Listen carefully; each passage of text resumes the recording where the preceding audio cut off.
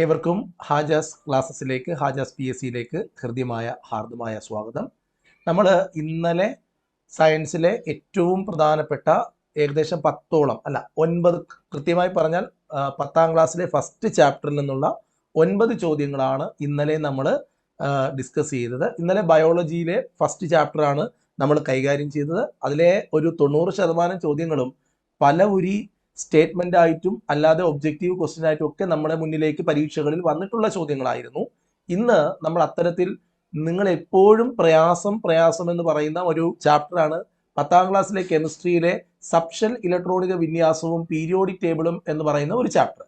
ആ ചാപ്റ്ററിലെ മുഴുവൻ ചോദ്യങ്ങളെയും നിങ്ങളുടെ മുന്നിലേക്ക് കൊണ്ടുവന്നിരിക്കുകയാണ്.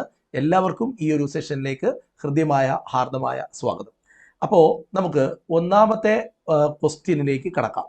ഒന്നാമത്തെ ക്വസ്റ്റ്യൻ ഇങ്ങനെയാണ്: താഴെ കൊടുത്തിരിക്കുന്നവയിൽ ശരിയായ പ്രസ്താവനകൾ ഏതെല്ലാം? ഏറ്റവും ഊർജം കുറഞ്ഞ ഷെല്ലാണ് എൻ എന്ന് പറയുന്ന ഒരു സ്റ്റേറ്റ്മെന്റ്. 2, കെ ഷെല്ലിൽ ഉൾക്കൊള്ളിക്കാവുന്ന പരമാവധി ഇലക്ട്രോണുകളുടെ എണ്ണം 2 ആണ്. സോഡിയത്തിന്റെ ഇലക്ട്രോണിക വിന്യാസം 2, 8, 1 എന്നാണ്. ഇത്തരത്തിലുള്ള 3 ചോദ്യങ്ങളാണ്, 3 സ്റ്റേറ്റ്മെന്റുകളാണ് ഒന്നാമത്തെ ചോദ്യത്തിലുള്ളത്. ഇത് ഒന്നാമത്തെ 10ാം ക്ലാസ്സിന്റെ ഒന്നാമത്തെ ചാപ്റ്ററിലെ ഈ ഒരു പോർഷൻ ഉണ്ടോ, അല്ലെങ്കിൽ ഇത് അവിടെ നിന്നാണോ ഇങ്ങനെ ഒരു ക്വസ്റ്റ്യൻ എടുത്തത് എന്ന് നമുക്ക് നോക്കേണ്ടതുണ്ട്. നമുക്കത് നോക്കാം.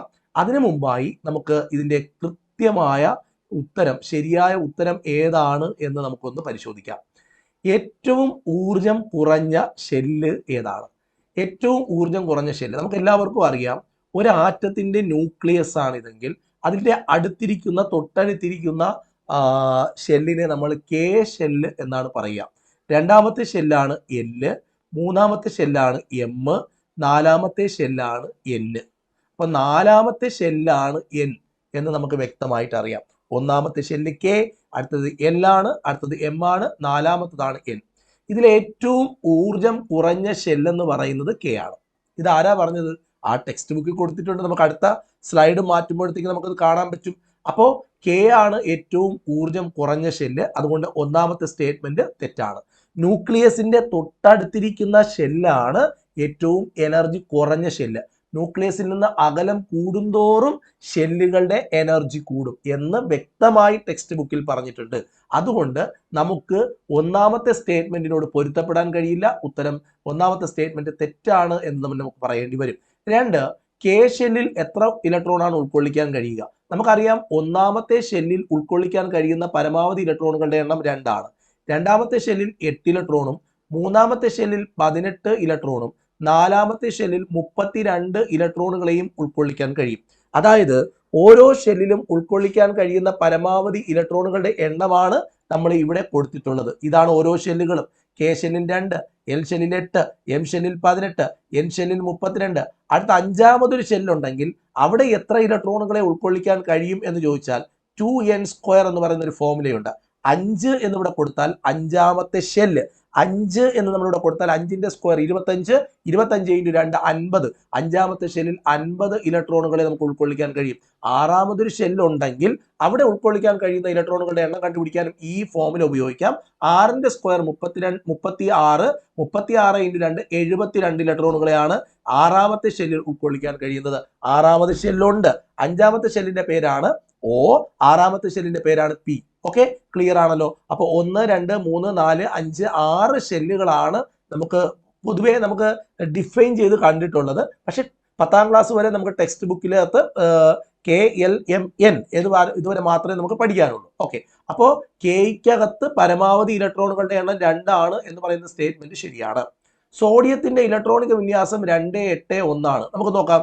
സോഡിയത്തിൽ 11 ഇലക്ട്രോൺ ആണുള്ളത്. സോഡിയത്തിന്റെ അറ്റോമിക് നമ്പർ 11 ആണ്. അപ്പോൾ അത് നമ്മൾ അറിയണം കേട്ടോ. അപ്പോൾ 2 ഇലക്ട്രോൺ ഇവിടെ വെക്കാം, 8 ഇലക്ട്രോൺ ഇവിടെ വെക്കാം, 1 ഇലക്ട്രോൺ ഇവിടെയും വെക്കാം. അപ്പോൾ 2, 8, 1 എന്ന് പറയുന്നത് സോഡിയത്തിന്റെ കറക്റ്റ് ആണ്. അപ്പോൾ 2, 3 സ്റ്റേറ്റ്മെന്റുകളാണ് ശരി. അതായത് ഇവിടെ സി ആണ് ശരിയായ ഉത്തരം. ബാക്കി ഒന്നാമത്തെ സ്റ്റേറ്റ്മെന്റ് എന്ന് പറയുന്നത് പൊട്ടത്തെറ്റാണ് അല്ലെ. അപ്പൊ നമുക്ക് ഇത് എവിടെയാണ് ടെക്സ്റ്റ് ബുക്കിൽ വരുന്നത് എന്ന് നമുക്ക് നോക്കാം. അവിടെ കണ്ടോ, സോഡിയത്തിന്റെ അറ്റോമിക് നമ്പർ 11 ആണ്. കെ എന്ന് പറയുന്ന ഷെല്ലിൽ 2 ഇലക്ട്രോൺ, എൽ എന്ന് പറയുന്ന ഷെല്ലിൽ 8 ഇലക്ട്രോൺ, എം എന്ന് പറയുന്ന ഷെല്ലിൽ 1 ഇലക്ട്രോൺ. അപ്പൊ ഇത് ഇവിടെ നിന്നാണ് എടുത്തിട്ടുള്ളത് എന്ന് മനസ്സിലായി. ഇനി അതാ ഇവിടെ ഒരു സ്റ്റേറ്റ് കണ്ടോ, ഇതേ ടെക്സ്റ്റ് ബുക്കിന്റെ തുടക്കത്തിൽ തന്നെ കൊടുത്തിട്ടുണ്ട്. ന്യൂക്ലിയസിൽ നിന്ന് അകലം കൂടുന്നതിനനുസരിച്ച് ഷെല്ലുകളുടെ ഇലക്ട്രോണുകളുടെ എനർജി കൂടി വരികയും ന്യൂക്ലിയസും ഇലക്ട്രോണും തമ്മിലുള്ള ആകർഷണ ബലം കുറയുകയും ചെയ്യും. കണ്ടോ, വളരെ സ്റ്റേറ്റ്മെന്റ് വളരെ പക്കയായിട്ട് കൊടുത്തിട്ടുണ്ട്. ഇതൊക്കെ വായിക്കാതെ പോകുമ്പോഴാണ് നമുക്ക് പണി കിട്ടുന്നത്. അതുകൊണ്ട് ഇത് വ്യക്തമായി വായിച്ചിട്ട് ഇത് വ്യക്തമായി പഠിച്ചിട്ട് വേണം പോകേണ്ടത്. ഓക്കെ, ഇതെല്ലാം നന്നായിട്ട് നോക്കിയിട്ട് പോകണം. ഇനിയൊരു PSC പരീക്ഷ എഴുതേണ്ടി വരരുത്, ജോലി വാങ്ങിക്കോണം. അപ്പോൾ ഇത് ഇവിടെ നിന്നാണ് എടുത്തിട്ടുള്ളത്. ഈ ക്വസ്റ്റ്യൻ വളരെ വ്യക്തമായി മനസ്സിലായി. അതായത് ന്യൂക്ലിയസിന്റെ തൊട്ടടുത്തിരിക്കുന്ന കെക്കാണ് ഏറ്റവും എനർജി കുറവ്, എല്ല് രണ്ടാമത്തെ ഷെല്ലാണ്, ന്യൂക്ലിയസിന്റെ അവിടെ നിന്ന് രണ്ടാമത്തെ ഷെല്ലാണ്, കെയേക്കാളും എനർജി കൂടുതലായിരിക്കും. എം എന്ന് പറയുന്ന ന്യൂക്ലിയസിന്റെ അവിടെ നിന്ന് മൂന്നാമത്തെ അതിർത്തി വരമ്പാണ്, ഷെല്ലാണ്, അത് എനർജി കുറച്ചുകൂടി കൂടുതലാണ്. എന്നിന് ഭയങ്കര എനർജിയാണ്, ഇവരെക്കാളും ഒക്കെ എനർജി കൂടുതലാണ് എന്നിന്. ഇത്രയുമാണ് അതിനകത്ത് നമുക്ക് പഠിക്കാനുള്ള പോർഷൻ എന്ന് പറയുന്നത്. ഇനി നമുക്ക് രണ്ടാമത്തെ ക്വസ്റ്റ്യനിലേക്ക് വരാം. എല്ലാ ഷെല്ലുകളിലും കാണപ്പെടുന്ന സബ് ഷെൽ ഏതാണ്? നമുക്കറിയാം കെ എന്ന് പറയുന്ന ഒരു ഷെല്ലുണ്ട്, എൽ എന്ന് പറയുന്ന വേറൊരു ഷെല്ലുണ്ട്, എം എന്ന് പറയുന്ന മൂന്നാമത്തെ ഷെല്ലുണ്ട്, എൻ എന്ന് പറയുന്ന ന്യൂക്ലിയസിന്റെ അവിടെ നിന്ന് നാലാമത്തെ ഷെല്ലുണ്ട്. ഈ കെ എന്ന് പറയുന്ന ഷെല്ലിനകത്ത് ഒരു സബ് ഷെല്ലുണ്ട്. അതാണ് 10ാം ക്ലാസ്സിൽ നമ്മൾ പഠിക്കുന്ന പ്രധാനപ്പെട്ട ഒരു പാഠഭാഗം. ആ സബ് ഷെല്ലിന്റെ പേരാണ് എസ് എന്ന് പറയും. അതായത് കെക്കകത്ത് കാണപ്പെടുന്ന സബ് ഷെല്ലിന്റെ പേരാണ് 1s എന്ന് പറയാറുണ്ട്. എല്ലിനകത്ത് കാണപ്പെടുന്ന സബ് ഷെല്ലാണ് 2sഉം 2pയും. എല്ലിനകത്ത് രണ്ട് സബ് ഷെല്ലാണ് ഉള്ളത്, 2s എന്നും 2p എന്നുമാണ് അതിനെ അറിയപ്പെടുക.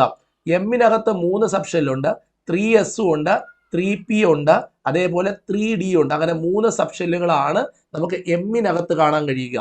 n എന്ന് പറയുന്ന ഒരു ഷെല്ലുണ്ട്, അവിടെ 4s, 4p, അതേപോലെ 4d, 4f എന്ന് പറയുന്ന ഒരു സബ് ഷെല്ലുണ്ട്. അപ്പൊ ഇങ്ങനെ ഒന്നാമത്തെ ഷെല്ലിൽ ഒരു സബ് ഷെല്ലും, രണ്ടാമത്തെ ഷെല്ലിൽ 2 സബ് ഷെല്ലും, മൂന്നാമത്തെ ഷെല്ലിൽ 3 സബ് ഷെല്ലും, നാലാമത്തെ ഷെല്ലിൽ 4 സബ് ഷെല്ലുമാണ് ഉള്ളത്. ഇവിടെ ശ്രദ്ധിക്കേണ്ടത് ഈ എല്ലാ ഷെല്ലുകളിലും കെ എടുത്താലും എൽ എടുത്താലും എം എടുത്താലും എൻ എടുത്താലും ഏത് ഷെല്ലെടുത്താലും അവിടെയൊക്കെ നമുക്ക് എസിനെ കാണാം. അപ്പോൾ നമ്മൾ പഠിക്കേണ്ടത് എല്ലാ ഷെല്ലുകളിലും കെ ഷെല്ലിൽ ഒറ്റ സബ് ഷെല്ലേ ഉള്ളൂ, 1s ആണ്. എല്ലിനകത്ത് 2 സബ് ഷെല്ലുണ്ട്, 2sഉം 2pയും. എമ്മിനകത്ത് 3s ഉണ്ട്, 3p ഉണ്ട്, 3d ഉണ്ട്, 3 സബ് ഷെല്ലുണ്ട്. എന്നിനകത്ത് 4 സബ് ഷെല്ലുണ്ട്. ഇതൊക്കെ PSC ചോദിച്ചിട്ടുണ്ട്. ഓരോ ഷെല്ലിനകത്തും എത്ര സബ് ഷെല്ല് വീതമുണ്ട് എന്ന് ചോദിക്കാറുണ്ട്. അപ്പോൾ ഈ കെക്കകത്ത് ഒരൊറ്റ സബ് ഷെല്ല് മാത്രമേ ഉള്ളൂ, എല്ലാ ഷെല്ലുകളിലും എസ് കാണാം. എന്നാൽ പി കണ്ടുവരുന്നത് രണ്ടാമത്തെ ഷെല്ല് കെ എല്ല് മുതലാണ്, കെക്കകത്ത് പി ഇല്ല. എന്നാൽ എമ്മിനകത്ത് എം മുതലാണ് ഡി സ്റ്റാർട്ട് ചെയ്യുക, എഫ് സ്റ്റാർട്ട് ചെയ്യുന്നത് നാലാമത്തെ ഷെല്ല് മുതലാണ്.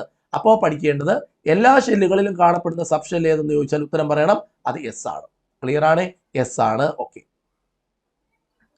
അടുത്തത് നമുക്ക് ഇതിന്റെ എക്സ്പ്ലനേഷൻ എവിടെയാണെന്ന് അവിടെ കൊടുത്തിട്ടുണ്ട് കേട്ടോ. ഇവിടെ വളരെ ഗംഭീരമായിട്ട് ഓരോ സബ് ഷെല്ലുകളെയും കൊടുത്തിട്ടുണ്ട്. കെക്കകത്ത് ഒരേ ഒരു സബ് ഷെല്ല് മാത്രമേ ഉള്ളൂ, അവന്റെ പേരാണ് എസ്. എന്നാൽ എൽ എന്ന് പറഞ്ഞാൽ രണ്ടാമത്തെ ഷെല്ലിനകത്ത് എസ് എന്നും പി എന്നും പറയുന്ന 2 സബ് ഷെല്ലുണ്ട്. കെ എൽ എം, എമ്മിനകത്ത് എസ് ഉണ്ട്, പി ഉണ്ട്, ഡി ഉണ്ട്. എന്നിനകത്ത് എസ് ഉണ്ട്, പി ഉണ്ട്, ഡി ഉണ്ട്, എഫ് ഉണ്ട്. എസിന്റെ ഷേപ്പ് ചോദിച്ചാൽ നമ്മൾ പറയണം എസ് എന്ന് പറയുന്ന സബ് ഷെല്ലിന് ഒരു ഷേപ്പ് ഉണ്ട്. അതെന്താണെന്ന് ചോദിച്ചാൽ പറയണം ഗോളാകൃതിയാണ്, ഗോളം. എസ് എന്ന് പറയുന്ന ഒരു ഷേപ്പ് വരുന്നത് ചില പ്രത്യേക വാക്കുകളിൽ നിന്നാണ്, അറ്റോമിക ഘടനയുമായി ബന്ധപ്പെട്ട സവിശേഷതകൾ സൂചിപ്പിക്കുന്ന വാക്കുകളിൽ നിന്നാണ് ഈ എസ്, പി, ഡി, എഫ് ഒക്കെ വന്നത്. എസ് എന്ന് പറയുന്ന വാക്കിന്റെ അർത്ഥം ഷാർപ്പ് എന്നാണ്. അറ്റോമിക് സ്ട്രക്ചറുമായി ബന്ധപ്പെട്ട ചില വാക്കുകളിൽ നിന്നാണ് ഈ ലെറ്റേഴ്സ്, സബ് ഷെല്ലിന് ആവശ്യമായ ലെറ്റേഴ്സ് എടുത്തിട്ടുള്ളത്.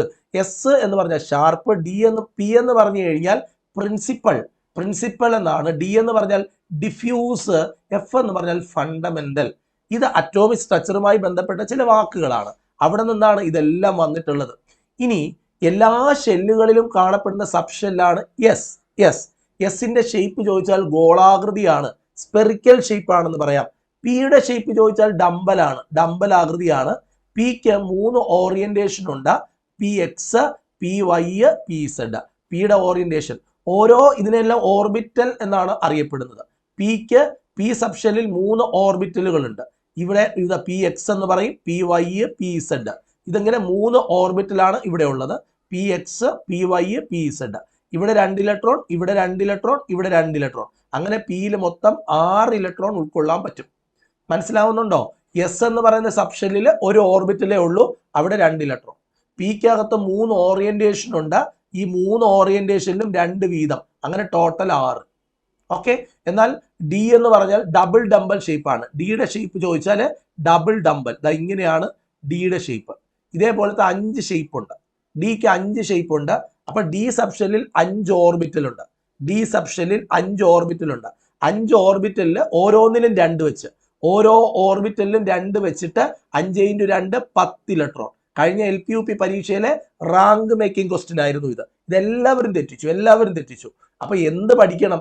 എസ് ഒരു എന്താ പറയുക, ഒരു ഓർബിറ്റലിൽ എത്ര ഇലക്ട്രോൺ ചോദിച്ചാൽ 2 ഇലക്ട്രോൺ. എസിനകത്താണെങ്കിലും 2 ഇലക്ട്രോൺ, പി എക്സിനകത്ത് 2, പി വൈക്കകത്ത് 2, പി ഇസഡിനകത്ത് 2. അങ്ങനെ വരുമ്പോൾ പിയിൽ മൊത്തം 6 എണ്ണം. അപ്പൊ പി എന്ന് പറയുന്ന സബ്ഷെല്ലിലെ ഓരോ ഓർബിറ്റലിലും 2 വീതം. പിക്ക് 3 ഓർബിറ്റൽസ് ഉണ്ട്. P X, P Y, P Z. ഡിക്ക് 5 എണ്ണം ഉണ്ട്. ഇവിടെ കൊടുത്തിട്ടുണ്ട് കണ്ടോ. ഡിക്ക് 5 എണ്ണം ഉണ്ട്.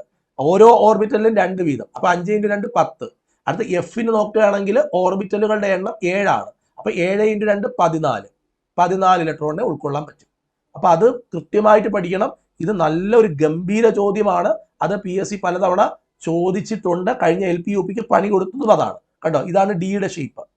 ഇതാണ് ഡി. ഇത് ഡി എക്സ് വൈ, ഡി ഇവിടെ ഇതിവിടെ ഡി എക്സ് വൈ, ഇത് ഡി എക്സ് വൈ ഇസഡ്, ഇത് D X Z, D Z square, D X square Y square. കണ്ടോ, ഇങ്ങനെയുള്ള 5 ഓർബിറ്റലാണ് ഡിക്കുള്ളത്. ഇവിടെ 2 ഇലക്ട്രോൺ, ഇവിടെ 2 ഇലക്ട്രോൺ, ഇവിടെ 2 ഇലക്ട്രോൺ, ഇവിടെ 2 ഇലക്ട്രോൺ, ഇവിടെ 2 ഇലക്ട്രോൺ. അങ്ങനെ 10 ഇലക്ട്രോൺ ആണ് ഡിക്കകത്ത്. ഡി എന്ന് പറയുന്ന സബ്ഷെല്ലിൽ 10 ഇലക്ട്രോണുകൾ ഉൾക്കൊള്ളാൻ പറ്റുന്നതിന്റെ കാരണം എന്താന്ന് ചോദിച്ചാൽ പറയണം.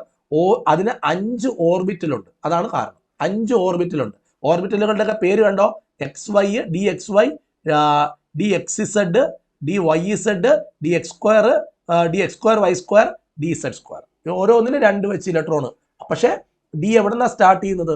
3ാമത്തെ ഷെല്ല് മുതലേ ഡി സ്റ്റാർട്ട് ചെയ്യുള്ളൂ. അപ്പോൾ 1ാമത്തെ ഷെല്ലിൽ ഒറ്റ സബ്ഷെല്ലേ ഉള്ളൂ, എസ്, 1s. 2ാമത്തെ ഷെല്ലിൽ 2s ഉണ്ട്, 2p ഉണ്ട്. 3ാമത്തെ സബ്ഷെല്ലിൽ 3s ഉണ്ട്, 3p ഉണ്ട്, 3d ഉണ്ട്. അതിൽ ഡിക്കകത്ത് 10 ഇലക്ട്രോൺ പറ്റും. എല്ലാ പിക്കകത്തും പി എന്ന് പറയുന്ന സബ്ഷെല്ലിൽ എവിടെ ഉണ്ടെങ്കിലും അവിടെ 6 ഇലക്ട്രോൺ പറ്റും. കാരണം 3 ഓർബിറ്റലുണ്ട്. എഫ് വന്നു കഴിഞ്ഞാൽ അവിടെ 14 ഇലക്ട്രോൺ പറ്റും. ഇത് ഓർത്ത് വെച്ചോണം. നല്ല ഗംഭീരമായ ഒരു ചോദ്യമാണ്. അതുകൊണ്ട് അത് തെറ്റിച്ച് കളയരുത്. ഓക്കെ. അടുത്തത്, ഒരു സബ്ഷെല്ലിലെ ഒരു ഓറിയന്റേഷനിൽ, അതായത് പി ആണെങ്കിൽ അതിന്റെ ഒരു ഓർബിറ്റലിൽ ഉൾക്കൊള്ളാവുന്ന പരമാവധി ഇലക്ട്രോണുകളുടെ എണ്ണം. ഇത് കഴിഞ്ഞ LPUP പരീക്ഷയിലെ ചോദ്യമാണ്. ഇതെല്ലാവരും തെറ്റിച്ച ചോദ്യമാണ്. ഉത്തരം 2 ആണ്. പറഞ്ഞ് മനസ്സിലായോ?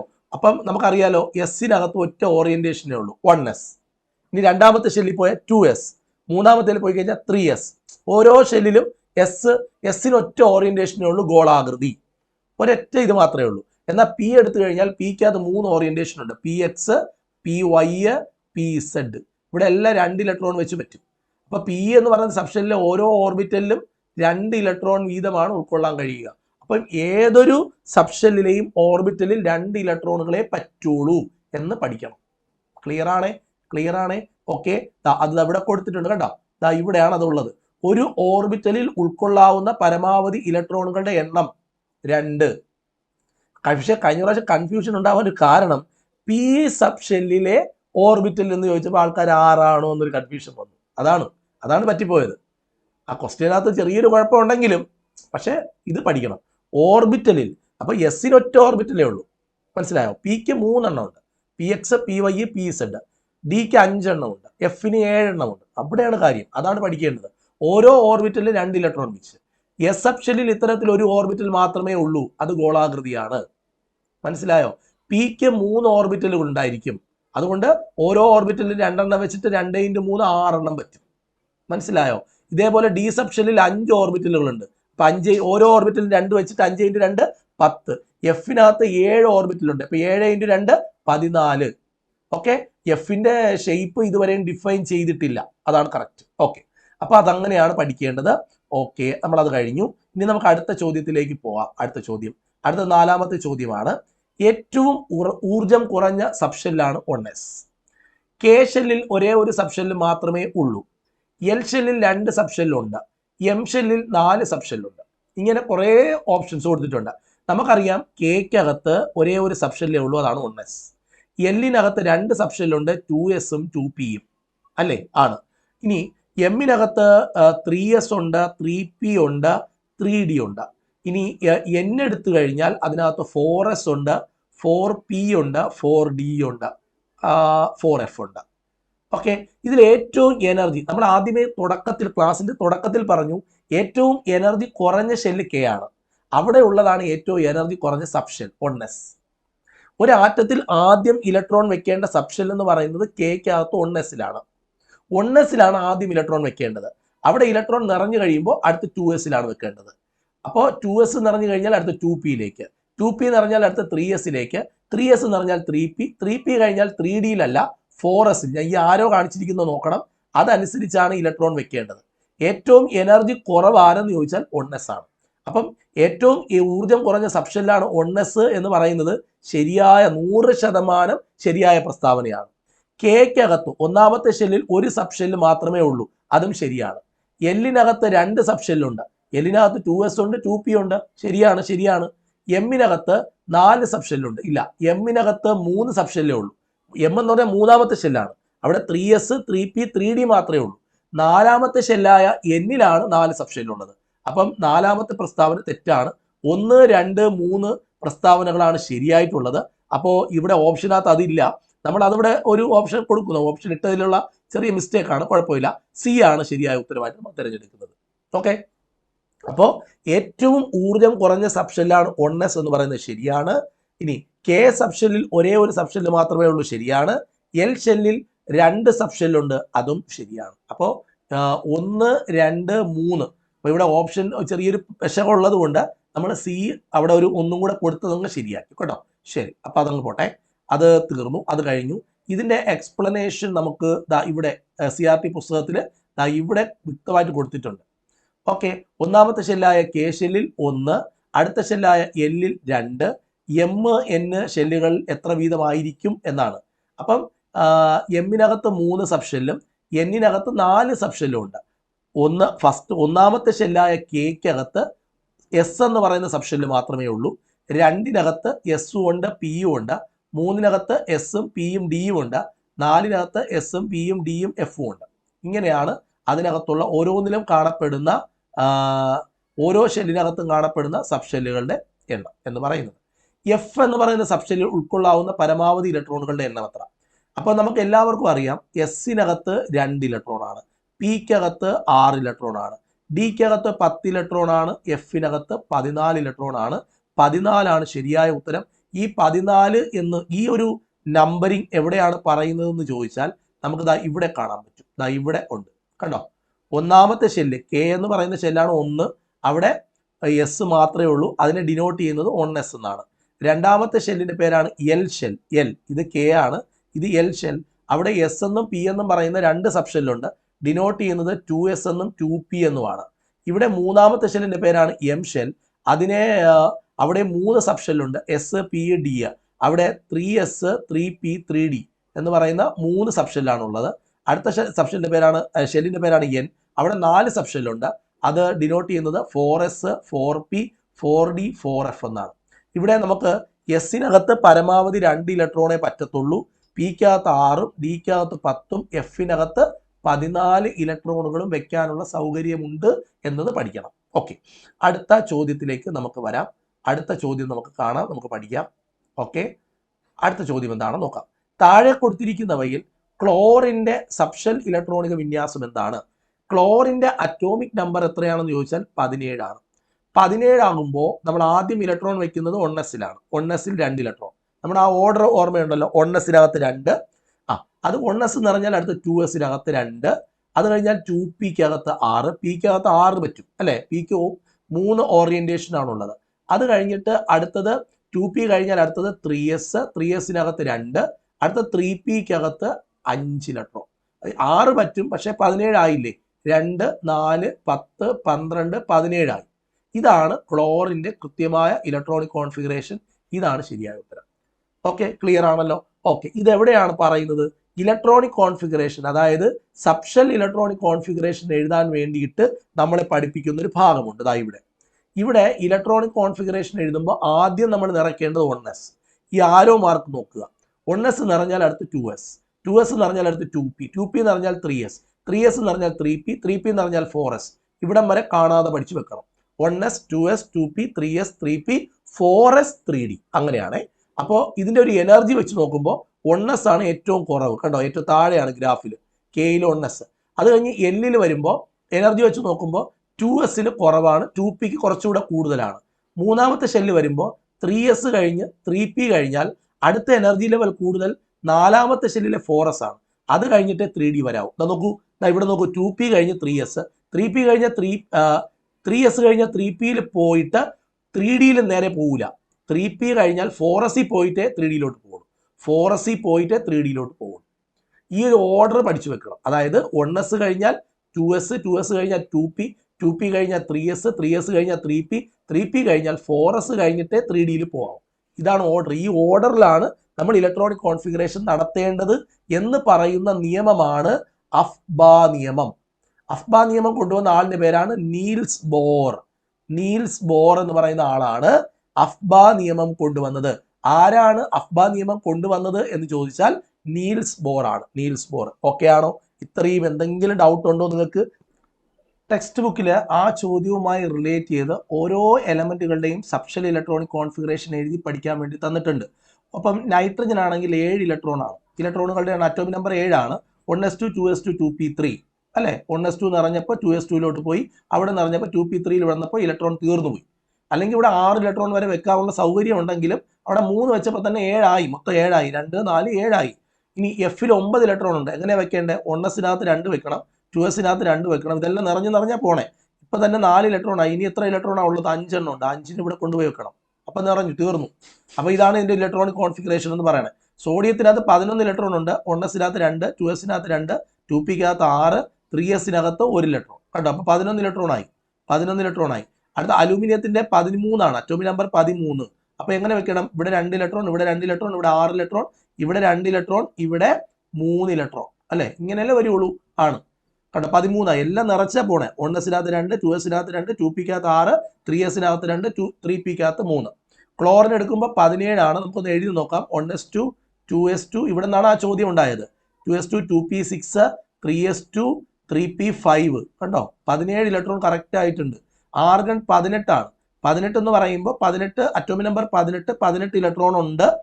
1s2, 2s2, 2p6, 3s2, 3p6. കണ്ടോ? കണ്ടോ?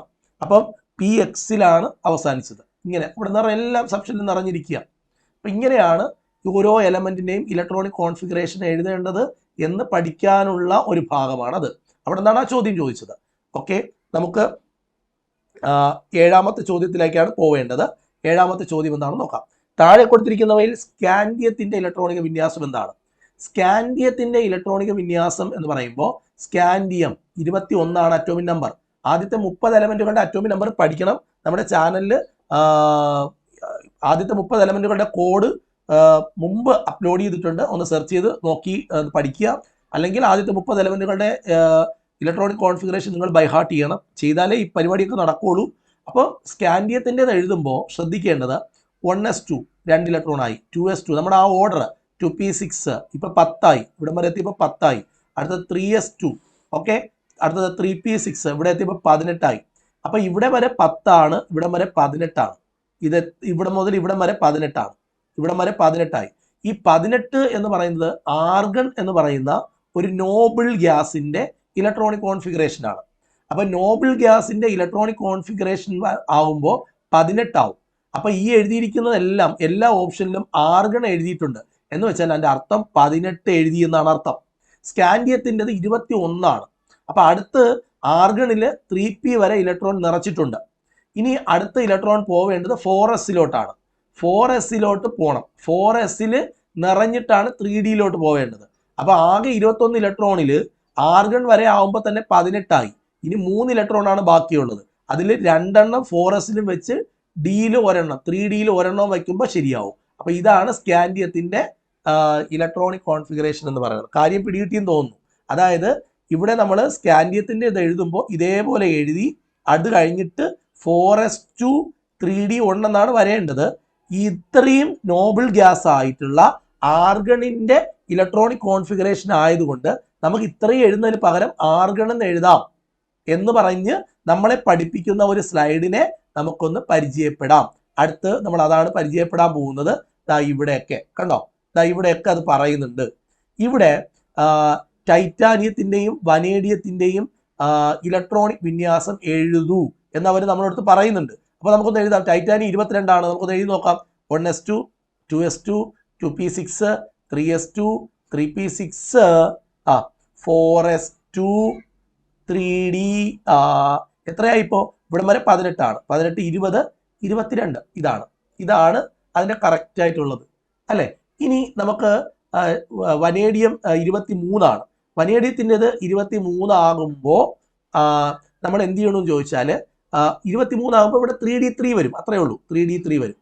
പക്ഷേ നമ്മൾ ടെക്സ്റ്റ് ബുക്കിൽ പഠിക്കുമ്പോൾ ഈ 4s എടുത്ത് പുറത്തേക്ക് എഴുതും കേട്ടോ. അങ്ങനെ ഒരു പരിപാടിയുണ്ട്. അത് നിങ്ങളിപ്പം ഇവിടെ അറിഞ്ഞില്ലെങ്കിലും കുഴപ്പമൊന്നുമില്ല. ഇതാണ് അതിൻ്റെ ഒരു ഇലക്ട്രോണിക് കോൺഫിഗറേഷൻ അറിഞ്ഞാൽ മതി. ഇവിടെ നോക്ക്, ഇങ്ങനെയാണ് നമ്മൾ സാധാരണ ഗതിയിൽ എഴുതുന്നത്, ഇങ്ങനെയാണ് എഴുതുന്നത്. പക്ഷേ ഇവിടെ ഡി നിറയാത്തത് കൊണ്ട്, അതായത് ഡി നിറയണമെങ്കിൽ 10 ഇലക്ട്രോൺ വേണം. ഡി നിറയാത്തത് കൊണ്ട് ഇവനെ എടുത്ത് നമ്മൾ ജസ്റ്റ് ഒന്ന് അങ്ങോട്ടേക്ക് മാറ്റി എഴുതും, ഇങ്ങോട്ടേക്ക് മാറ്റി എഴുതും. അപ്പം ഇങ്ങനെ വരും. സ്കാൻഡിയത്തിൻ്റെത് ഇങ്ങനെയാണ് വരേണ്ടത്. അപ്പം അതേപോലെ ഇവിടെയും അങ്ങനെ ഒരു കാര്യം ശ്രദ്ധിക്കണം. ഇത് ഡി പകുതി നിറഞ്ഞാലോ അല്ലെങ്കിൽ ഫുള്ളായിട്ട് നിറഞ്ഞിരുന്നാലോ കുറച്ച് സ്റ്റെബിലിറ്റി കൂടുതൽ കിട്ടും. അതുകൊണ്ട് ഇവിടെ ഡി നിറയാത്തത് കൊണ്ട് ഡി എടുത്ത് കുറച്ച് അകത്തോട്ടാക്കിയിട്ട് 4s എടുത്ത് വെളിയിലോട്ട് എഴുതും. 4s എന്തായാലും നിറഞ്ഞിട്ടുണ്ടല്ലോ, എസിനകത്ത് 2 അല്ലേ പറ്റുള്ളൂ, അത് നിറഞ്ഞിട്ടുണ്ട്. അതുകൊണ്ട് ഇച്ചിരി സ്റ്റെബിലിറ്റിക്ക് വേണ്ടി ഇതിനങ്ങോട്ടേക്ക് മാറ്റി എഴുതുന്ന ഒരു പരിപാടിയുണ്ട്. ഇവിടെ നമ്മൾ വനേഡിയം എടുത്തു കഴിഞ്ഞാലും ഇതേപോലെ ഇവിടെ 4s2 3d3 എന്ന് അവസാനിക്കുക. ഈ 4s2 നമ്മൾ അപ്പുറത്തേക്ക് മാറ്റി എഴുതും, ഇവിടെ നിന്ന് ഇങ്ങോട്ടേക്ക് മാറ്റി എഴുതും. അപ്പോൾ ഇച്ചിരി കൂടെ സ്റ്റെബിലിറ്റി കിട്ടും. കിട്ടിക്കോട്ടെന്നേ അല്ലേ, പാവം. അപ്പോൾ അങ്ങനെ നമ്മൾ വിചാരിക്കുക, അത്രയേ ഉള്ളൂ. അപ്പോൾ അത് കഴിഞ്ഞു അടുത്ത ചോദ്യത്തിലേക്ക് നമ്മൾ പോവുകയാണ്. അടുത്തത് ഇവിടെ കണ്ടോ, ഇവിടെ 1s2 2s2 2p6 3s2 ഈ ആറ്റത്തിൽ, ഈ ആറ്റം ഇവിടെ ആറ്റം എന്നാണ് കേട്ടോ. ഈ ആറ്റത്തിൽ എത്ര ഷെല്ലുകളുണ്ട് നമുക്ക് എല്ലാവർക്കും അറിയാം. നമുക്കറിയാം ഇത് കെ ആണ്. 1s എന്ന് പറഞ്ഞാൽ കെ ആണ്. 2s-ഉം 2pയും ഇത് രണ്ടും എന്താണ്? എൽ ആണ്. ഈ 3s എന്ന് പറയുന്നത് എം ആണ്. അപ്പോൾ ഇവിടെ 3 ഷെല്ലാണ് ഉള്ളത്. ഇവിടെ 3 ഷെല്ല്, ഈ ആറ്റത്തിനകത്ത് 3 ഷെല്ലേ ഉള്ളൂ. കെ എന്ന് പറഞ്ഞാൽ 1s, എല്ലിനകത്ത് 2s-ഉം 2pയും എല്ലിനകത്ത് വരും. 3s എന്ന് പറയുന്നത് എമ്മിനകത്താണ് വരിക. അപ്പോൾ അവിടെ അത്രയേ ഉള്ളൂ എന്നുള്ളതാണ് നമുക്ക് മനസ്സിലാക്കാൻ കഴിയുന്നത്, നമുക്ക് മനസ്സിലാക്കേണ്ടത്. അടുത്ത ചോദ്യത്തിലേക്ക് വരാം. ഇതാ കണ്ടോ, ഇവിടെ നമ്മൾ നേരത്തെ പറഞ്ഞില്ലേ ഇലക്ട്രോണിക് കോൺഫിഗറേഷൻ പൂർത്തിയാക്കാൻ വേണ്ടിയിട്ട് അവിടെ നമുക്ക് ഷെല്ലുകൾ, ഇവിടെ എത്ര ഷെല്ലുണ്ടാവും? ഇവിടെ 4s ഉപയോഗിച്ചിട്ടുണ്ട്. 4s ഉപയോഗിച്ചിട്ടുണ്ടെങ്കിൽ n വരെ വന്നിട്ടുണ്ട്, 4 ഷെല്ല്. അപ്പോൾ ഇവിടെ കാൽഷ്യത്തിൽ എത്ര ഷെല്ലുണ്ടാവും? നമുക്കൊന്ന് എഴുതി നോക്കാം. 1s2 2s2 2p6 3s2 3p6 6 4s2 4 ഷെല്ലുണ്ടോ? കണ്ടോ, 4 വന്നുണ്ടോ? 4ാമത്തെ ഷെല്ല് ഉപയോഗിച്ചിട്ടുണ്ട്. അപ്പം ഇതുപോലെ മെഗ്നീഷ്യത്തിലാണെങ്കിലോ 12 ആണ്. നമുക്കൊന്ന് എഴുതി നോക്കാമോ? 1s2 2s2 2p6 3s2 3ാമത്തെ shell വരെ ഉപയോഗിച്ചിട്ടുണ്ട്. അപ്പോൾ ഇവിടെ 3 ഷെല്ലാണ് ഉള്ളത്. ഇങ്ങനെ ഓരോ ആറ്റത്തിലും എത്ര ഷെല്ലുണ്ടെന്ന് നിങ്ങളിവിടെ സിങ്ക് 30 ഒന്ന് എഴുതി നോക്കണം. കൊബാൾട്ട് ഒക്കെ എഴുതി നോക്കണം. സിങ്ക് എഴുതുമ്പോൾ എങ്ങനെ വരും? 30 ആണ്. 1s2 2s2 2p6 3s2 3p6 4s2 3d10 കണ്ടോ, 4ാമത്തെ ഷെല്ല് ഉപയോഗിച്ചിട്ടുണ്ട്. ഇവർക്കെല്ലാം 4 ഷെല്ലുണ്ട്. 4 ഷെല്ല് അവർ യൂസ് ചെയ്തിട്ടുണ്ട് എന്നുള്ളതാണ് നമുക്ക് മനസ്സിലാക്കാൻ വേണ്ടി പറ്റണത്. ഓക്കെ, നമുക്ക് അടുത്ത ചോദ്യത്തിലേക്ക് പോകാം. അപ്പോൾ ഓരോ സബ്ഷെൽ ഇലക്ട്രോണിക് കോൺഫിഗറേഷൻ കണ്ടു കഴിഞ്ഞാൽ എത്ര ഷെല്ല് ഉപയോഗിച്ചിട്ടുണ്ടെന്ന് പറയാൻ പറ്റുമല്ലോ അല്ലേ. കുറേ ചോദ്യങ്ങൾ ഞാൻ കൊണ്ടുവന്നിട്ടുണ്ട്. നിങ്ങൾക്ക് നിങ്ങളുടെ സംശയങ്ങളെല്ലാം തീരുന്ന തരത്തിൽ ചോദ്യങ്ങളുണ്ട്. 9ാമത്തെ ചോദ്യമാണ്, താഴെ കൊടുത്തിരിക്കുന്നവയിൽ ശരിയായ പ്രസ്താവനകൾ ഏതെല്ലാം? 1, 2 ഗ്രൂപ്പുകൾ എസ് ബ്ലോക്ക് മൂലകങ്ങളാണ്. അപ്പം 1, 2 ഗ്രൂപ്പുകൾ എസ് ബ്ലോക്ക് മൂലകങ്ങളാണ് എന്ന് പറയുമ്പം പീരിയോഡിക് ടേബിളിനകത്ത് 4 ബ്ലോക്ക് ഉണ്ട്. പീരിയോഡിക് ടേബിളിനകത്ത് 18 ഗ്രൂപ്പുകളുണ്ട്. ഈ 18 ഗ്രൂപ്പുകളെ 4 ബ്ലോക്കുകളാക്കി ഡിവൈഡ് ചെയ്തിട്ടുണ്ട്. അതിൽ 1ാമത്തെയും 2ാമത്തെയും ഗ്രൂപ്പുകളെ നമ്മൾ എസ് ബ്ലോക്ക് എന്നാണ് പറയുന്നത്. ശരിയായ പ്രസ്താവനയാണ്. 3 മുതൽ 12 വരെ ഡി ബ്ലോക്ക്. നമുക്ക് എന്താണെന്നതിൻ്റെ വിശദീകരണം നോക്കാം, അതും ശരിയാണ്. 13 മുതൽ 18 വരെ പി ബ്ലോക്ക് ശരിയാണ്. എഫ് ബ്ലോക്ക് മൂലകങ്ങൾക്ക് പിരീഡ് ഇല്ല, അത് തെറ്റാണ്. അത് നമുക്ക് അങ്ങോട്ട് വരുമ്പോഴത്തേക്ക്. അപ്പോൾ ഇതിനകത്ത് 1, 2, 3 പ്രസ്താവനകൾ ശരിയാണ്. അതിൻ്റെ എക്സ്പ്ലനേഷൻ എന്താണ് എന്നുള്ളത് നമുക്ക് നോക്കേണ്ടതുണ്ട്. നമുക്ക് നോക്കാം. അതൊരു പീരിയോഡിക് ടേബിൾ വെച്ചേ നമുക്കത് പറയാൻ പറ്റും കേട്ടോ.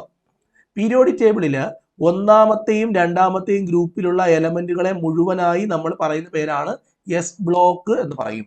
കാരണം അവരുടെ electronic configuration 1s2 2s2 2p6 എന്നൊക്കെ പറഞ്ഞ് നമ്മൾ എഴുതുമ്പോൾ അവസാനിക്കുന്നത് എസ് എന്ന് പറയുന്ന സബ്ഷെല്ലിലാണ്. അതുകൊണ്ടാണ് അവർ എസ് ബ്ലോക്ക് എന്ന് പറയുന്നത്. അപ്പം ഇപ്പോൾ ഒന്നാമത്തെ ഗ്രൂപ്പിലെ എലമെന്റ് എടുത്ത് ഇപ്പം ലിഥിയം, സോഡിയം, പൊട്ടാസ്യം, റുബീഡിയം ഇതിലേതെങ്കിലും ഒരു എലമെന്റിന്റെ ഇലക്ട്രോണിക് കോൺഫിഗറേഷൻ നമ്മൾ എഴുതി നോക്കിയാൽ അവിടെ S1 എന്നാണ് അവരുടെ ഇലക്ട്രോണിക് കോൺഫിഗറേഷൻ അവസാനിക്കുന്നത്. അതുകൊണ്ടാണ് ഒന്നാം ഗ്രൂപ്പ് മൂലകം. അപ്പോൾ ഒന്നാം ഗ്രൂപ്പ് മൂലകത്തിന്റെ ലക്ഷണം S1 എന്നായിരിക്കും അവരുടെ ഇലക്ട്രോണിക് കോൺഫിഗറേഷൻ അവസാനിക്കുന്നത്.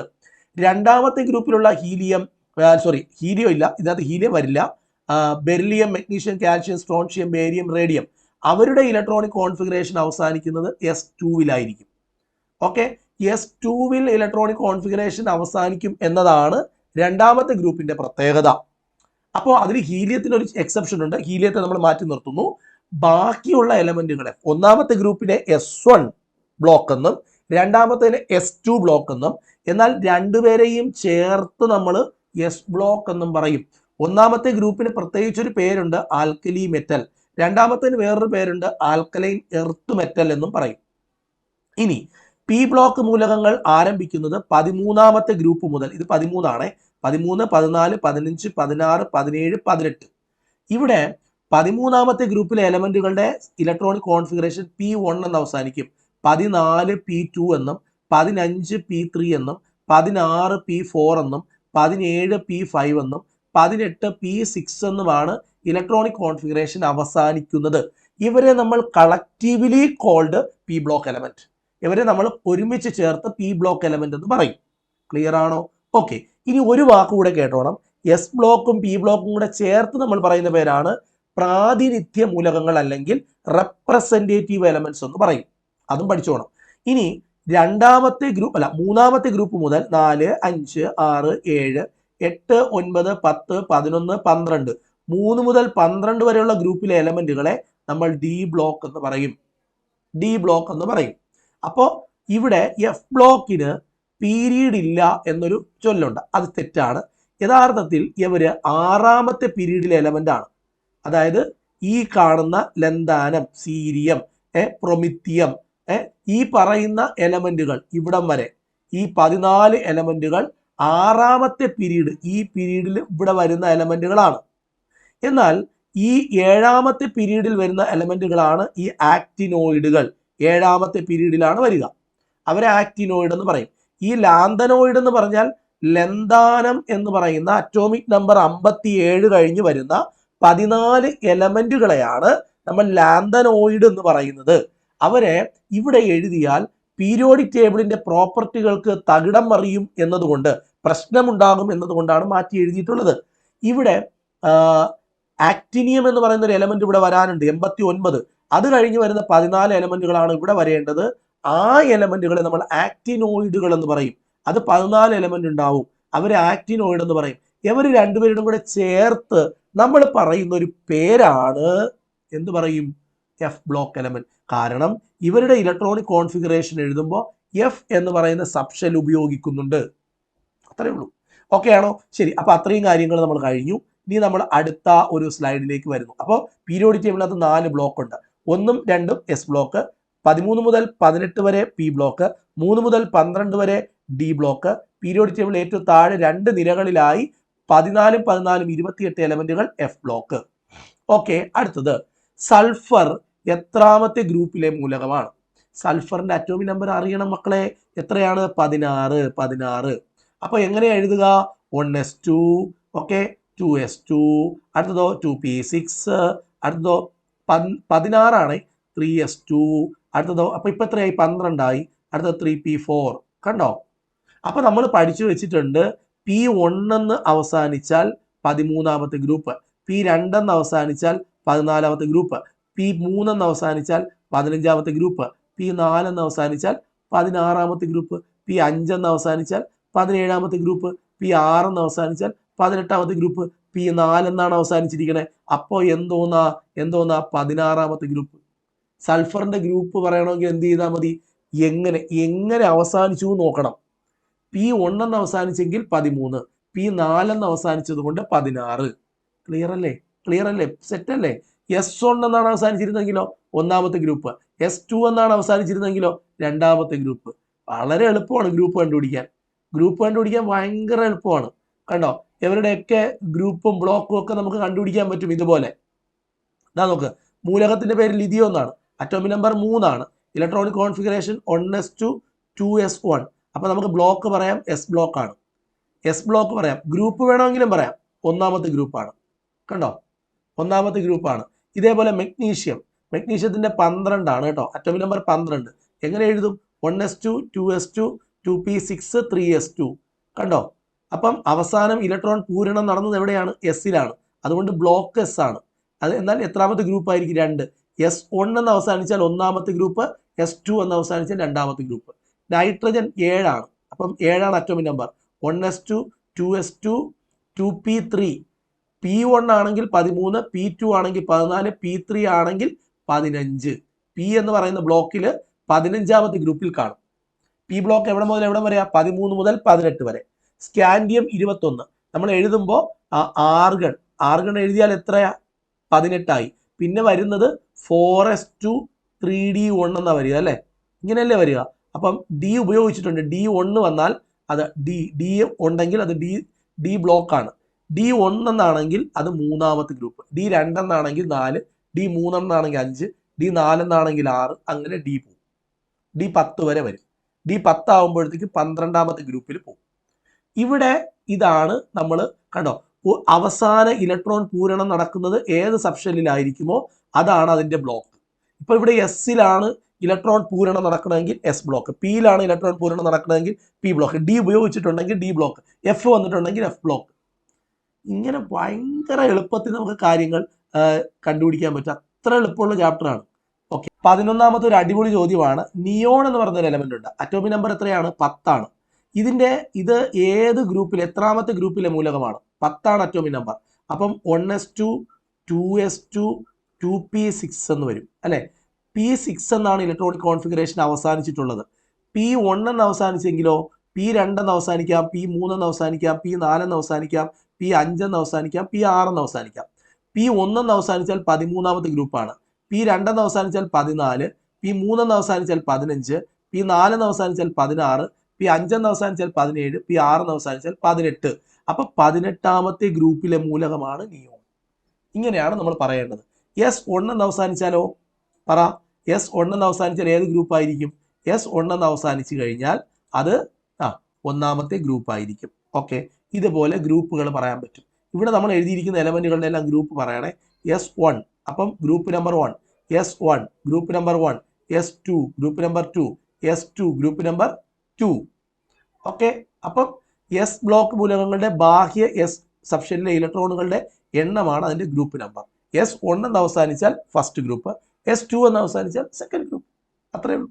എളുപ്പമാണ്, ഭയങ്കര എളുപ്പമാണ്. അപ്പോൾ അടുത്ത ചോദ്യത്തിലേക്ക് വരാം. അടുത്ത ചോദ്യത്തിലേക്ക് നമുക്ക് കടക്കാം. ഓക്കെ, അടുത്ത 12ാമത്തെ ചോദ്യമാണ്. താഴെ കൊടുത്തിരിക്കുന്നവയിൽ ശരിയായ പ്രസ്താവനകൾ ഏതെല്ലാം? കാർബൺ 2ാമത്തെ പീരീഡിലെ മൂലകമാണ്. കാർബൺ 14ാം ഗ്രൂപ്പ് മൂലകമാണ്. കാർബൺ എസ് ബ്ലോക്ക് മൂലകമാണ്. കാർബണിന്റെ അറ്റോമിക് നമ്പർ 6 ആണ്. അപ്പൊ ഇലക്ട്രോണിക് കോൺഫിഗറേഷൻ എഴുതിയാണ് കാര്യങ്ങൾ തീരുമാനിക്കേണ്ടത്. 1s2 2s2 2p2 6 ഇലക്ട്രോൺ ആയി. ഈ ഓർഡറിലല്ലേ അറേഞ്ച് ചെയ്യേണ്ടത്? ഓക്കെ, ഇവിടെ ശ്രദ്ധിക്കേണ്ടത് ഗ്രൂപ്പ് നമുക്ക് ആദ്യം പറയാം. ഗ്രൂപ്പ് P2 എന്ന് അവസാനിച്ചാൽ 14ാമത്തെ ഗ്രൂപ്പാണ്. കറക്റ്റ് ആണ്. കാർബൺ ഇവിടെ കൊടുത്തിട്ടുണ്ട്, കാർബൺ 14ാം ഗ്രൂപ്പ്. P1 എന്ന് അവസാനിച്ചിരുന്നെങ്കിൽ 13, P2 എന്ന് അവസാനിച്ചാൽ 14. ഇനി ഇവിടെ എത്ര ഷെല്ല് ഉപയോഗിച്ചിട്ടുണ്ട്? ഇത് K ഷെൽ, ഇവിടെ L ഷെൽ, 2 ഷെല്ലാണ് ഉപയോഗിച്ചിരിക്കുന്നത്. എത്ര ഷെല്ല് ഉപയോഗിച്ചിട്ടുണ്ട് അതാണ് പീരീഡ്. അപ്പൊ കാർബൺ 2ാമത്തെ പീരീഡിലെ എലമെന്റ് ആണ് എന്ന് പറയാൻ കാരണം എത്ര ഷെല്ലുകൾ ഉപയോഗിച്ചിട്ടുണ്ടോ അതായിരിക്കും പീരീഡ്. കാർബൺ ഏത് ബ്ലോക്കാണ്, ഏത് ലെറ്ററിലാണ് അവസാനിച്ചിരിക്കുന്നത്? പിയിലല്ലേ.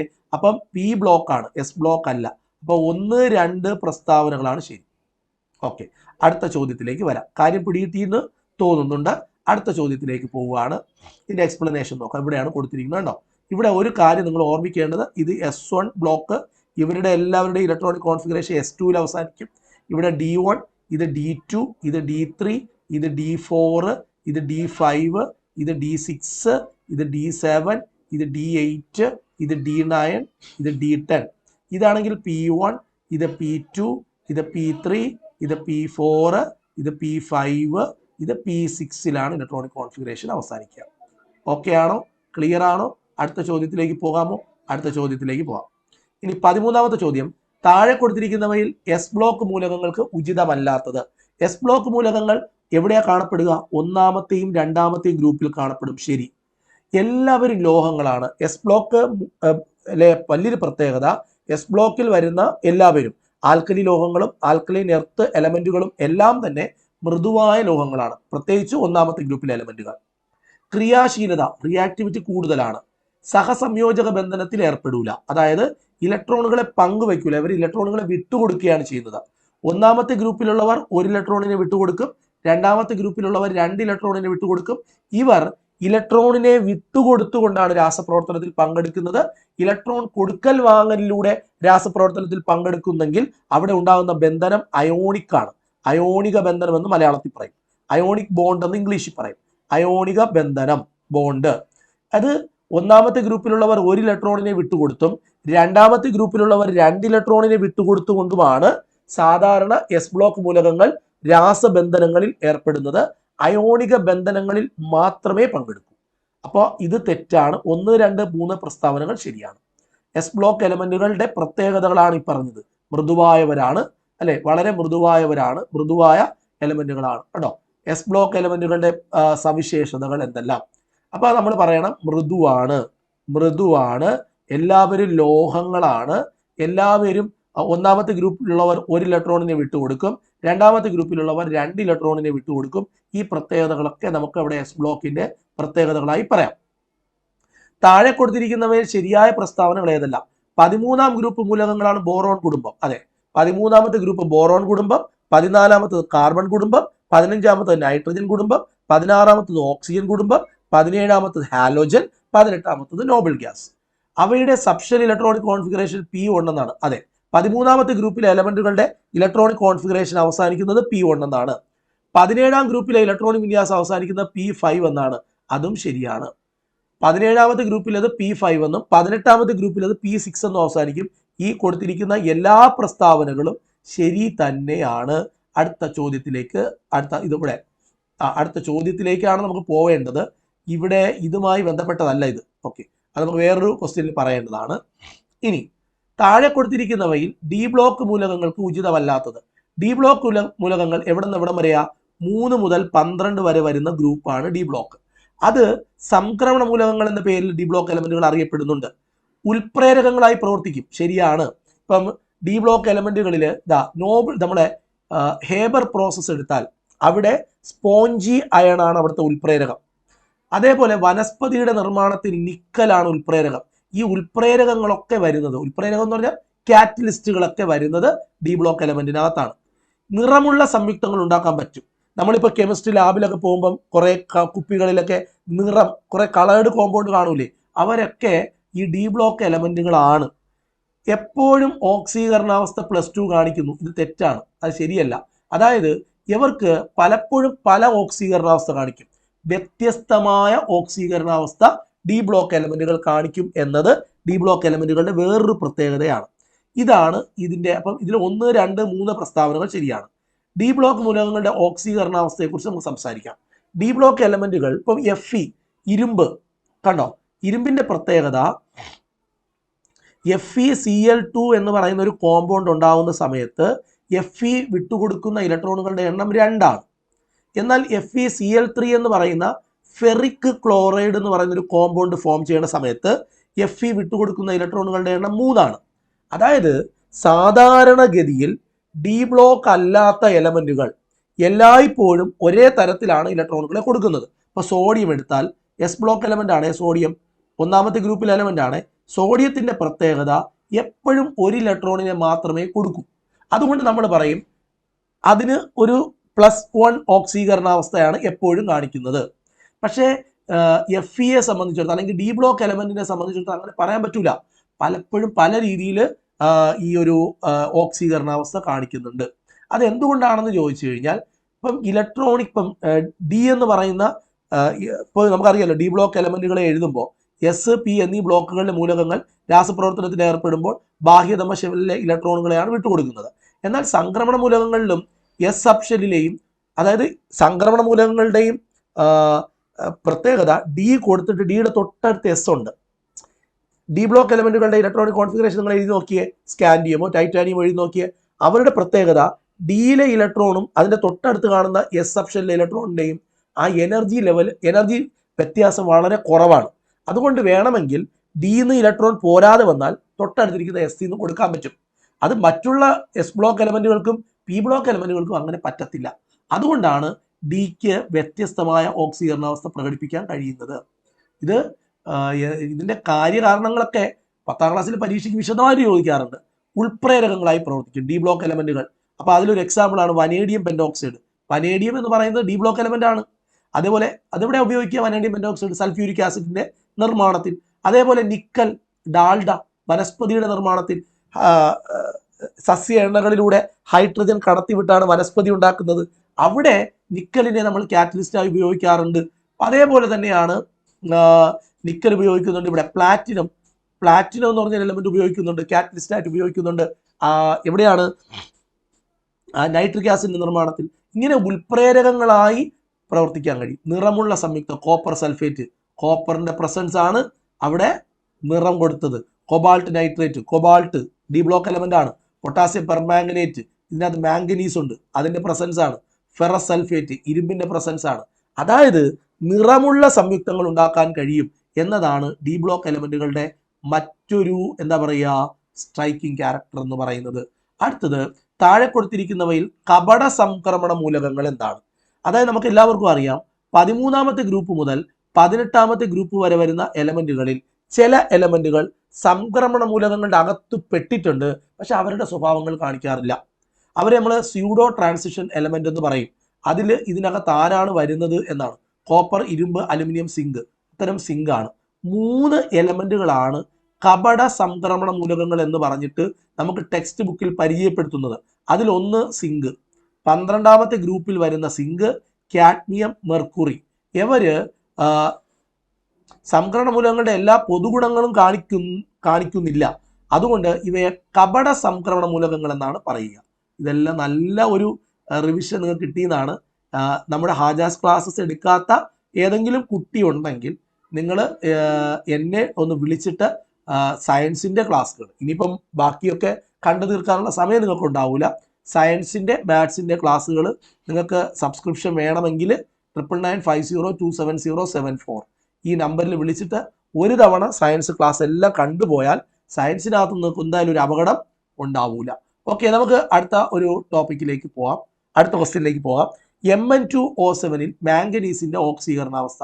Mn ആരാണ്? ഒരു ഡി ബ്ലോക്ക് എലമെന്റ് ആണ്. ഡി ബ്ലോക്ക് എലമെന്റ് പ്രത്യേകത എന്താണ്? ഓരോ സംയുക്തത്തിലും ഓരോ രീതിയിലാണ് ഓക്സിഡേഷൻ സ്റ്റേറ്റ് കാണിക്കുന്നത്. എപ്പോഴും ശ്രദ്ധിക്കേണ്ടത് Mnന്റെ ഓക്സീകരണാവസ്ഥ നമുക്ക് അറിഞ്ഞുകൂടാ. എത്ര എണ്ണം ഉണ്ട് ഇതിനകത്ത്? 2 എണ്ണം. അപ്പൊ 2 എന്ന് കൊടുക്കുക. എണ്ണമാണ് ആദ്യം എഴുതേണ്ടത്. Mnന്റെ ഓക്സീകരണാവസ്ഥ അറിഞ്ഞുകൂടാത്തതുകൊണ്ട് അവിടെ ഒരു എക്സ് കൊടുക്കുക. 2x പ്ലസ് കൊടുക്കുക. 7 കൊടുക്കുക. 7. ഓക്സിജന്റെ ഓക്സീകരണാവസ്ഥ പഠിച്ചു വെക്കണം, -2 ആണ്. അതായത് 16ാമത്തെ ഗ്രൂപ്പിന്റെ ഓക്സീകരണാവസ്ഥ -2ഉം 17ാമത്തെ ഗ്രൂപ്പിന്റെ ഓക്സീകരണാവസ്ഥ -1 എന്ന് പഠിക്കണം. ക്ലോറിനൊക്കെ ആണെങ്കിൽ -1 ആണ്. ഓക്സിജൻ വന്ന -2 ആണ്. ഇത്രയും ചെയ്തു കഴിഞ്ഞാൽ 0 കൊടുക്കുക. എന്നിട്ട് ഈ 2 × 7 -14 ആണ്. -14 2x പ്ലസ് -14 = 0. ഈ -14 അപ്പുറത്ത് പോകുമ്പോൾ 2x = 14, x = 14/2. ഇത് വെട്ടിപ്പോകുമ്പോൾ 7 എന്ന് കിട്ടും. +7 ആണ് കൃത്യമായി. എല്ലായിടത്തും പ്ലസ് വേണം. പ്ലസ് ഇല്ലാതെ ഒരിക്കലും ചോദിക്കത്തില്ല. ഇതാണ് കൃത്യമായ ഉത്തരം. ഈ രീതിയിലാണ് നമ്മൾ ഒരു ഓക്സീകരണാവസ്ഥ കണ്ടുപിടിക്കുന്നത്. മാംഗനീസിന്റെ എണ്ണമാണ് 2. അത് Mnന്റെ അറിഞ്ഞുകൂടാത്തതുകൊണ്ടാണ് x കൊടുത്തത്. 7 ആണ് ഓക്സിജന്റെ എണ്ണം. -2 ആണ് 16ാമത്തെ ഗ്രൂപ്പിലുള്ള ഓക്സിജന്റെ ഓക്സീകരണാവസ്ഥ. ഇതെല്ലാം എഴുതി കഴിഞ്ഞാൽ =0 കൊടുക്കുക. എന്നിട്ട് എക്സിന്റെ വാല്യൂ കണ്ടുപിടിച്ചാൽ മതി. ഇതുപോലെ ഒരെണ്ണം കൂടെ ഞാൻ ചെയ്തു തരാം. അപ്പം നിങ്ങൾക്ക് ഇതൊക്കെ നമ്മുടെ ക്ലാസ്സിൽ വളരെ വ്യക്തമായിട്ട് പറഞ്ഞിട്ടുണ്ട്, എങ്കിലും ഞാൻ ഒന്നുകൂടെ പറഞ്ഞു തരാം കേട്ടോ. ഇവിടെ നോക്കൂ, MnO2 ഇതിലെ മാംഗനീസിന്റെ ഓക്സീകരണാവസ്ഥ കണ്ടുപിടിക്കണം. ഇതാണ് MnO2. MnO2വിനകത്ത് എത്ര Mn ഉണ്ട്? ഒരെണ്ണേ ഉള്ളൂ. അപ്പോൾ ഒരു എക്സ് എഴുതിയാൽ മതി. പ്ലസ് എത്ര ഓക്സിജൻ ഉണ്ട്? 2 എണ്ണം ഉണ്ട്. ഓക്സിജന്റെ ഓക്സിജനാവസ്ഥ -2 ആണ്. = 0 കൊടുക്കുക. 2 × -2 എത്രയാ? x -4 ആണല്ലേ. = 0. ഈ -4 അപ്പുറത്ത് വരുമ്പോൾ എന്താവും? +4 ആവും. കണ്ടോ? അങ്ങനെയാണ് +4 കിട്ടുന്നത്. കണ്ടോ? +4. മനസ്സിലാവുന്നുണ്ടോ? ഇതേപോലെ ബാക്കിയുള്ള രണ്ടെണ്ണം നിങ്ങൾ കണ്ടുപിടിക്കണേ. ഓക്കെ, നമുക്ക് അടുത്ത ക്വസ്റ്റ്യനിലേക്ക് പോവാം. അവിടെ ഓക്സിജൻ്റെതും ക്ലോറിൻ്റെയും ഓക്സിജനാവസ്ഥ നിങ്ങൾ പഠിച്ചു വെച്ചിരിക്കണം. അത് ക്വസ്റ്റ്യനിൽ തരൂല. ഇനി ബ്രീഡർ ന്യൂക്ലിയർ റിയാക്ടറുകൾ ഉപയോഗിക്കുന്ന തോറിയത്തിന്റെ ഉറവിടം എവിടെയാണ്? തോറിയത്തിന്റെ ഉറവിടം എന്ന് പറയുന്നത് മോണോസൈറ്റ് ആണ്. ബ്രീഡർ ന്യൂക്ലിയർ റിയാക്ടറുകൾ ഉപയോഗിക്കുന്ന തോറിയത്തിന്റെ ഉറവിടം എവിടെയാണ്? തോറിയം ഒക്കെ അതായത് എഫ് ബ്ലോക്ക് എലമെന്റിനകത്ത് വരുന്നതാണ്. കേരളത്തിന്റെ ധാതു സമ്പത്ത് എന്ന് പറഞ്ഞിട്ട് ഒരു ടോപ്പിക് ഉണ്ട്.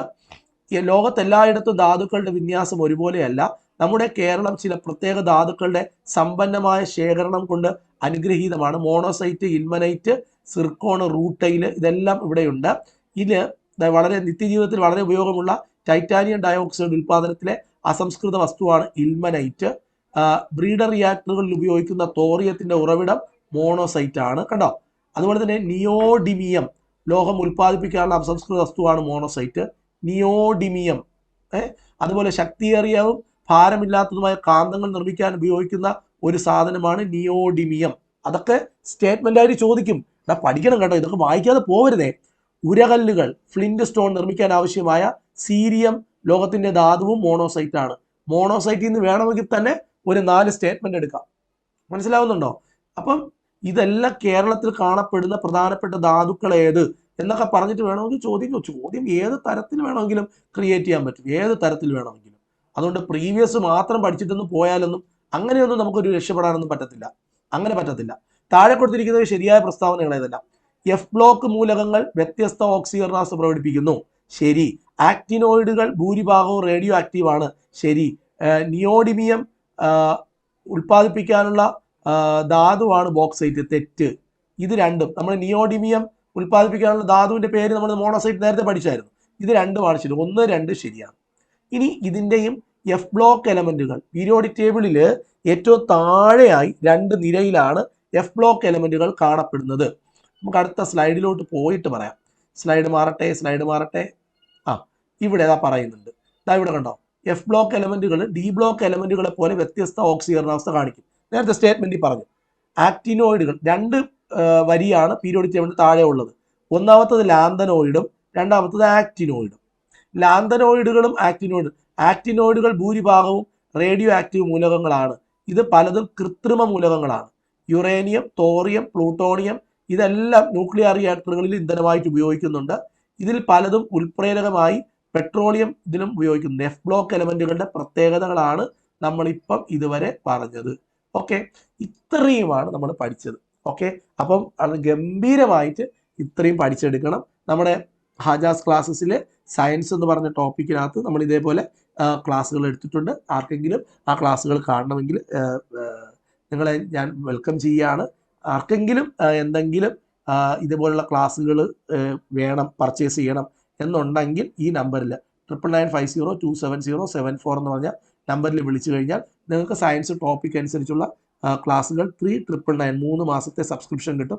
എക്സാം എഴുതുന്നവരെ നിങ്ങൾക്ക് പെട്ടെന്ന് കണ്ടു തീർക്കാൻ കഴിയുമെങ്കിൽ നിങ്ങൾ കണ്ടു തീർത്ത് കഴിഞ്ഞാൽ ചെറിയൊരു, ഇനിയിപ്പോൾ നമ്മൾ റിപ്പീറ്റ് ചെയ്ത് കാണാനൊന്നും വേണ്ടല്ലോ, ജസ്റ്റ് ഒന്ന് കണ്ടു തീർത്താൽ മതിയെങ്കിൽ നമുക്ക് ക്ലാസ്സുകൾ കിട്ടും. അപ്പോൾ നമുക്ക് അടുത്ത ദിവസം വീണ്ടും കാണാം.